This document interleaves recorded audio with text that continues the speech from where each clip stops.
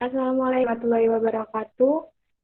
Kami dari kelompok 1, di sini kami sebagai pembanding kelompok 8 mata kuliah Geohistory dengan judul pembahasan Geohistory lokasi dapnya ibu kota kerajaan Majapahit di Trowulan.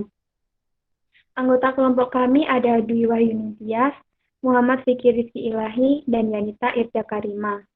Next.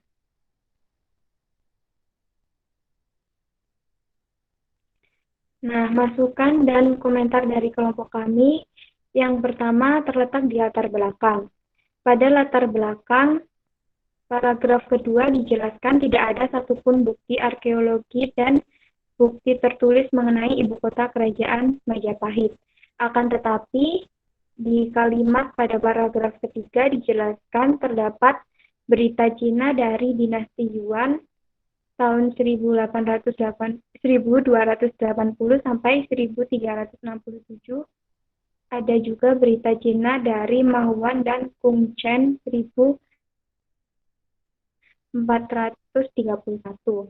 Dan di makalah juga dijelaskan bahwa kota Majapahit pada sekitar tahun 1416 sampai 1434 tidak lagi berada di tepi Kali Berantas, tetapi bergeser ke arah barat daya sejauh perjalanan darat. Sehingga hal ini sedikit tidak relevan dengan pernyataan bahwa tidak ada satupun bukti mengenai ibu kota kerajaan Majapahit. Next.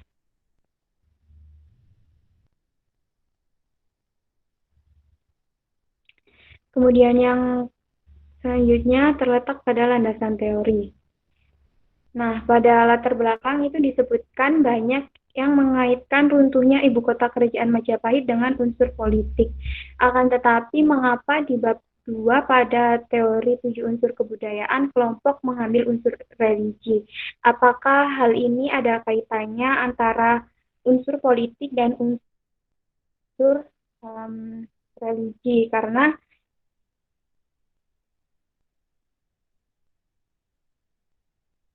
di latar belakang. Kemudian pada teori peradaban juga, kelompok hanya menyebutkan bahwa makalah ditekankan pada dimensi waktu, keruangan, dan struktural. Tidak dijelaskan alasan memilih ketiga dimensi tersebut. Sehingga masukannya mungkin kelompok bisa menambahkan mengapa memilih tiga dimensi tersebut dijelaskan secara singkat saja di bab 2. Kemudian untuk penjelasan yang secara detail tentang ketiga dimensi tersebut bisa dimasukkan di bab keempat. Untuk masukan dan komentar selanjutnya akan disampaikan oleh Yanita.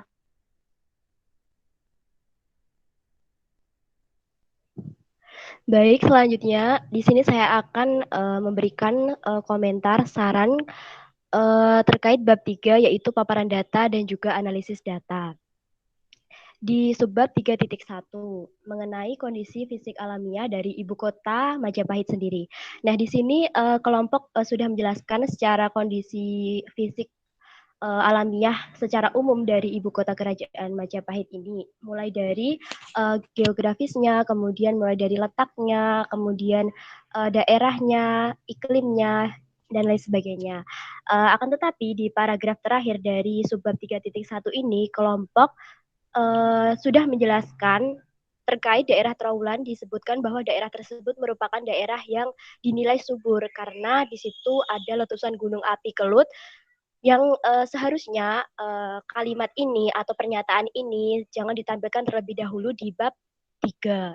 Karena di bab 3 ini hanya memuat secara umum mengenai kondisi fisik alamiah dan juga nanti ada beberapa hasil kebudayaannya. Sehingga alangkah lebih baiknya di bab subbab 3.1 ini penjelasan secara lebih spesifik nanti terkait pengaruh kondisi fisik dengan persebaran hasil kebudayaan ini akan dibahas secara lebih detail baru di bab 4-nya seperti itu.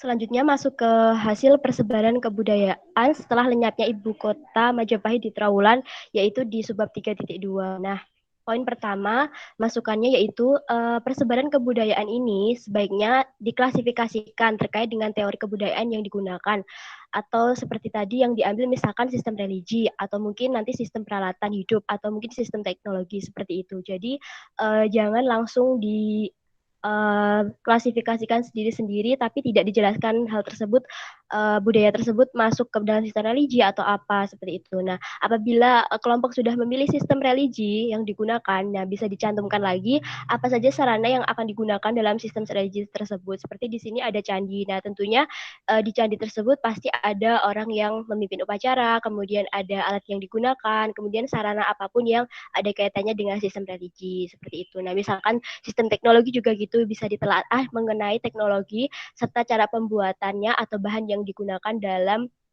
uh, kaitannya dengan sistem teknologi yang diangkat seperti itu. Selanjutnya masuk kepada bab 4 atau pembahasan. Nah, di subbab pertama mengenai hubungan persebaran peninggalan dengan lokasi ibu kota kerajaan Majapahit. Nah, di sini sudah dijelaskan secara jelas mengenai mulai dari ketika Cina tiba di Jawa, kemudian menyebutkan bahwa Majapahit terletak di tepi sungai dengan jembatan apung dan lain sebagainya. Kemudian beberapa hal yang penting juga sudah dijelaskan, akan tetapi seperti yang sudah dijelaskan di awal tadi oleh teman saya Mbak Tias bahwa teori peradaban yang diambil itu perlu dimasukkan lagi di bab 4. Nah, sehingga ada kaitan antara hubungan persebaran peninggalan ibu kota kerajaan Majapahit tersebut dengan teori peradaban yang diambil. Misalkan tadi menggunakan dimensi waktu, keruangan, struktural, maka ketiga hal tersebut harus dikaji secara lebih spesifik dan dikaitkan dengan kaitannya dengan ibu kota Majapahit dengan peninggalan yang ada di sekitarnya seperti itu.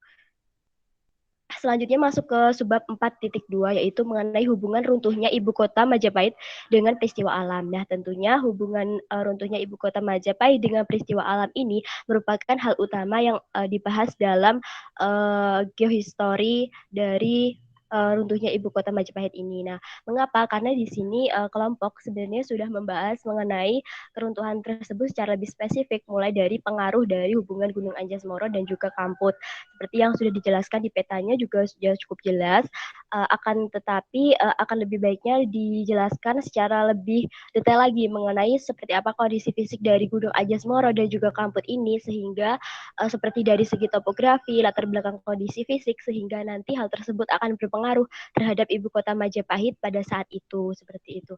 Nah, selanjutnya di sini teori determinasi kurang dijelaskan secara lebih detail. Di sini hanya dijelaskan secara lebih umum seperti letusan gunung, kemudian abu vulkanik yang berpengaruh terhadap kesuburan, dan sepertinya teori determinasi lingkungan di sini baru dijelaskan di akhir pembahasan dan itu pun hanya satu paragraf. Nah, sebaiknya dijelaskan secara lebih detail lagi karena hal inilah hal utama yang mempengaruhi dari perpindahan atau lenyapnya ibu kota Majapahit tersebut.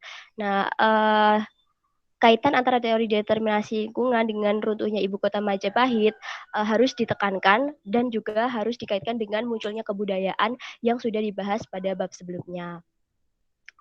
Sekian beberapa saran, kritik dan juga tambahan dari kelompok kami, kelompok 1 sebagai pembanding.